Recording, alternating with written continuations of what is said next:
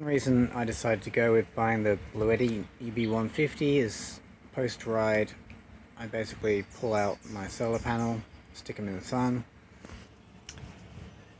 connect them to the BLUETTI, and I often charge my Giant with the battery out.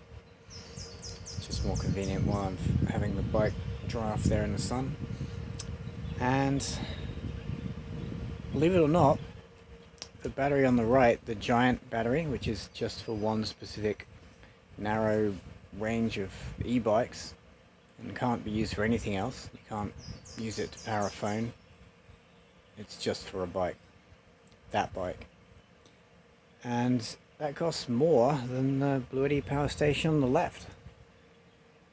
So the Giant battery is 625 watt hours and the BLUETTI is 1500 watt hours, and can be used for charging everything else, including it will charge up that Giant battery twice. And that's twice assuming you don't charge up the BLUETTI. So I know I can go away for a weekend and come back. You have to wait until it charges. Of course, that's a downside of not having two Giant batteries. But in Australia, I've never been able to buy one of these Giant batteries. They've always been out of stock, and that has almost been 1 year.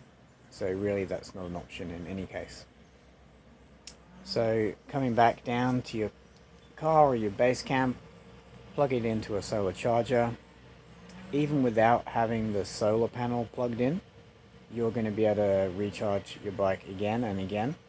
I know I can get 40 Ks of mountain biking out of my trance, 40 Ks of riding around, actual mountain biking, as in blue tracks or above, with about a 1,000 meters of ascent thrown in. I could get that 3 times. Once because the battery will be charged when I start riding, and then recharge it twice more. So for me, that equates to a trip of going away for a couple of nights, and I know I can ride.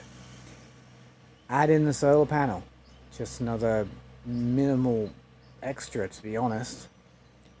$179 this weekend from 4-wheel drive Supercenter for those exact solar panels. And then what happens is you can keep these on the boil. So we have right now 163 watts going in, not much more coming out. And of course, after the battery is finished charging, won't be too long. Looks like it's on low 60s at the moment. I'll usually charge it up to 90 something. I feel like charging it up to all the way to 100 is kind of pointless, although sometimes I do it. So this means that the solar panel will keep on charging up, and this will be back again to full.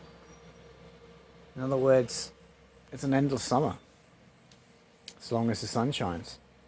There's another benefit here too, which is this thing.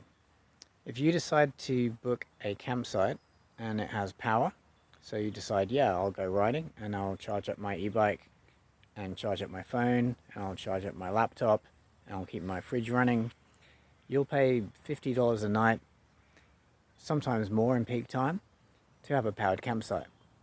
We don't need a powered campsite if you pay for the BLUETTI. So my theory is, and I plan straight away to prove this summer, every time I do this, I'm going to save myself 50 bucks.